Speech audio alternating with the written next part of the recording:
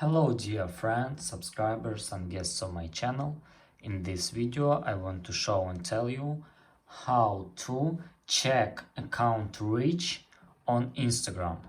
Please put your like, subscribe to my channel and share this video with your friends. And let's get started.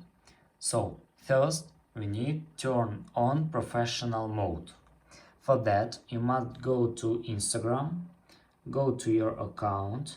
Click on these three lines in the upper right corner, and here you must scroll down and click account type and tools. After that, click switch to professional account, click continue, choose what best describes you, click OK. Wait some time, it can take up to 30 seconds. After that, choose creator or business, click next, go next, and now we need to go back and click on professional dashboard here. And here you can find accounts reached.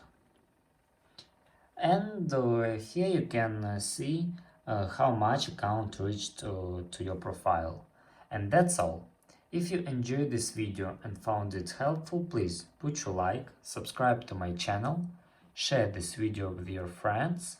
Bye bye everyone. See you later.